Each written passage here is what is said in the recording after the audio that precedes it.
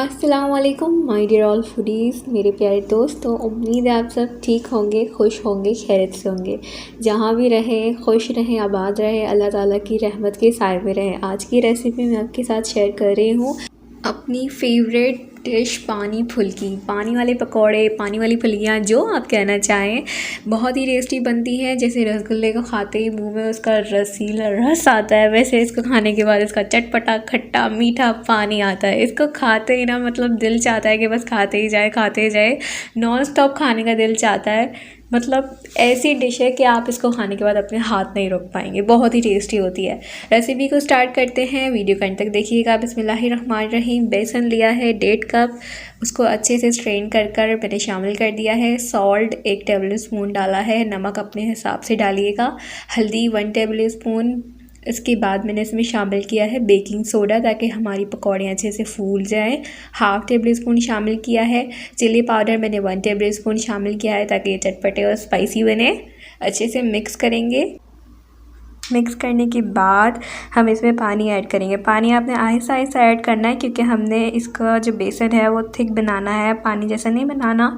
इसलिए इसमें पानी हम आराम आराम से ऐड करेंगे। तकरीबन 1/2 कप में 1/2 कप से थोड़ा सा ऊपर पानी इसमें गया था और आसानी से जो है ये मिक्स हो गया था। आप चाहें तो हैंड बीटर से करें, हाथों की मदद से मिक्स करें, या चम्मच से करें।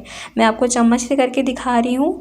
अब इसकी कंसिस्टेंसी देखें कि किस तरह की हमें चाहिए, क्योंकि मेन चीज़ ही हमारी ये बेसन का जो हम मिक्सचर बना रहे हैं, यही मेन चीज़ है। तो ये देखें कितनी फूला हुआ, कितनी राइस वाला हमने इसको ना थिक करा है।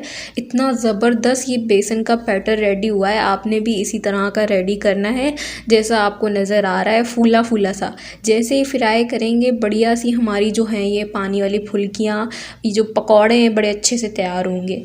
ये देखें कितना ज़बरदस्त थिक सा हमारा बेसन का मिक्सचर तैयार हो गया है। 30 मिनट या 20 मिनट के लिए इसको रेस्ट दे देंगे, ताकि अच्छे से राइज़ हो जाए, बबल्स बन जाए इसमें।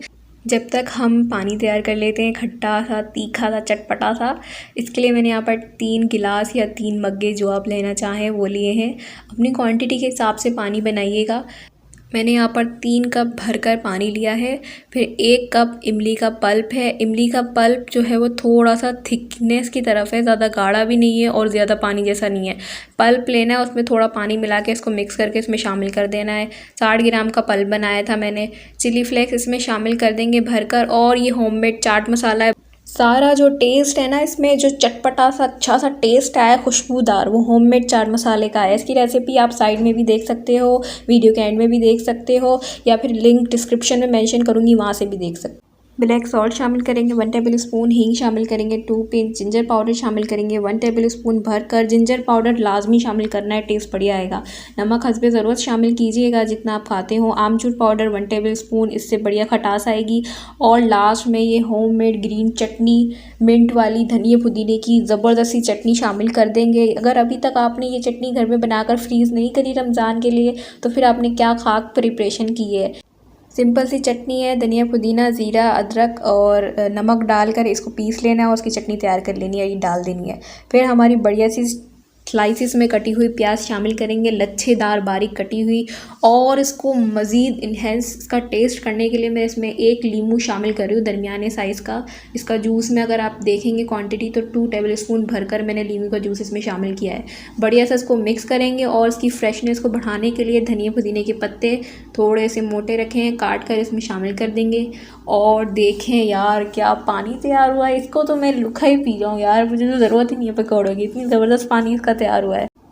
ये तो बढ़िया सा हो गया हमारा काम। यहाँ पर हमारा पानी तो खट्टा मीठा चटपटा तैयार हो गया। अब बारी है यहाँ पर हमारे पकौड़े जो हम बनाएंगे, फुल्कियाँ, उसकी बारी है। ये देखें, मैं आपको दिखा रही हूँ कि हमारा बेसन कितना अच्छा राइस हो गया। ये आपको बबल्स नज़र आ रहे होंगे अगर आप थोड़ा सा गौर करें, और अगर आप चम्मच को देखेंगे तो चम्मच में भी, या जब मैं नीचे डाल रही हूँ तो आपको बॉल्स, बबल्स नज़र आ रही होंगी गोल गोल।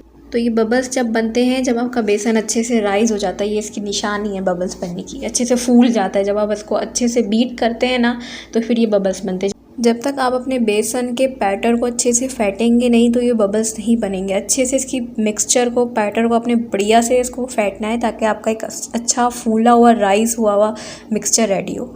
और टेक्निक आपने देखी होगी कि मैं पकौड़ियाँ फुल्कियाँ किस तरह से तेल में डाल रही हूँ चम्मच की मदद से। शेप ख़राब नहीं होगी, ज़बरदस्त तरीके से बनेगी, हाथ गंदे नहीं होंगे। इस तरह से आपने फ्राई करनी है। तेल अगर ज़्यादा गर्म हुआ तो अंदर से कच्ची रह जाएगी और बाहर से ज़ाहिर है कलर चेंज हो जाएगा, ये आप सब जानते हैं। तो बड़े पेशेंटली इसको फ्राई करना है और फ्राई करने के बाद गरम गरम पानी में नहीं डालना है, इसको थोड़ा ठंडा होने दो। पकौड़ियों को 5 मिनट का रेस्ट दे दें, उसके बाद इसको रूम टेम्परेचर पानी में डाल दें ताकि ये सॉफ़्ट हो जाए। ये देखिए ज़बरदस्त सा कलर आया है। देखिए मैंने इसमें लाल मिर्ची और हल्दी शामिल की थी जिसकी वजह से इसका कलर रेड की तरफ आया है। अगर आप लाल मिर्ची डालना पसंद करते हैं तो डाल सकते हैं, वरना या ऑप्शनल है, अगर आप चाहें तो डाल सकते हैं। वैसे इसका टेस्ट थोड़ा सा स्पाइसी की तरफ जाता है तो अच्छा लगता है खाने में। इसके बाद मैंने इसको 5 मिनट का रेस्ट दिया। उसके बाद मैंने एक रूम टेम्परेचर पानी में डीप बर्तन में जो अंदर की तरफ से थोड़ा गहरा हो उसमें इसको डालकर 3-4 बार चम्मच को घुमाया है ताकि पानी अच्छे से सारी फुल्कियों में ऑब्ज़र्व हो जाए।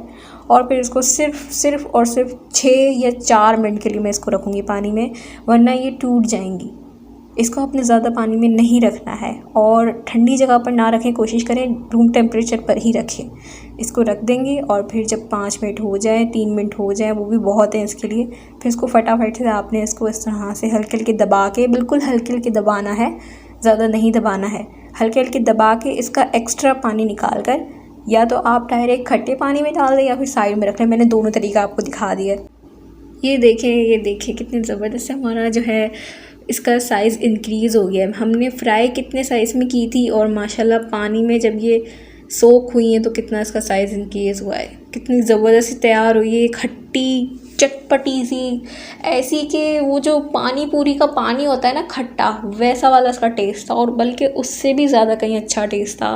बड़ी ही टेस्टी लग रही थी और साथ में हल्का हल्का इसका जो धनिया पुदीना हमने ऊपर से छिड़का है उसका बहुत ही खूबसूरत टेस्ट आ रहा था, खुशबू आ रही थी।